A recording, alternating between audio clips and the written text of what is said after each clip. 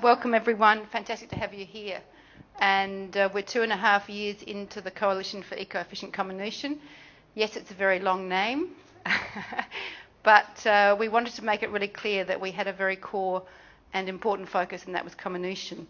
And people might say, well, why does CEEC exist? Well, it really exists because I suppose when I was researching some various mine sites and applications in Australia, I was really quite shocked to find out, not understanding beforehand, how significant the energy consumption was in the comminution area. And you can see this is actually a chart that Tim Napier-Munn directed me to in my very early days of investigation, showing the energy consumption in a nickel operation in the grinding area. And I was pretty taken aback by that at the time, and also taken aback when I went on Tim's recommendation to visit the JKMRC, and I met with Malcolm Powell and Rob Morrison, who both explained to me what a significant proportion of Australia's energy was consumed in this area. And it seemed to me at the time quite shocking that I couldn't go to the internet and find on a website somewhere information about this very important topic: high energy consuming, a very high proportion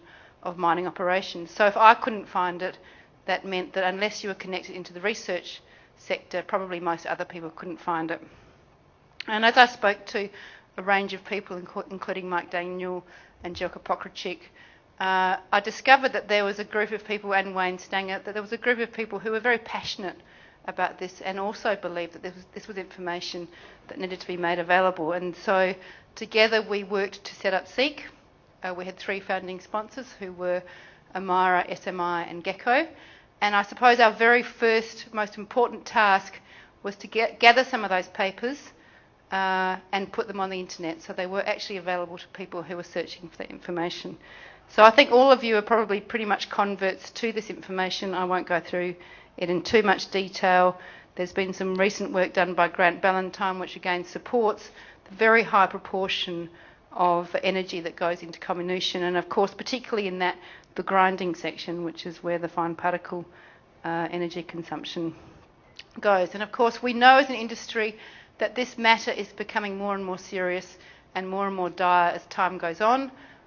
Ore grades are declining, which means obviously we're going to have to crush and grind more ore to achieve the outcomes that we want.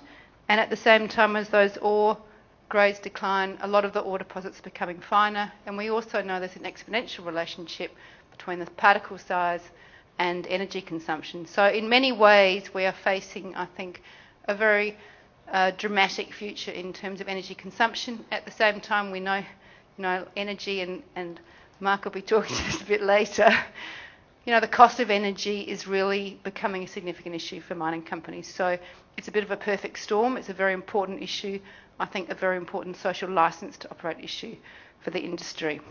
As we show there, of course, as we go down the exponential curve, we're heading into the abyss of higher costs and difficulty in mining.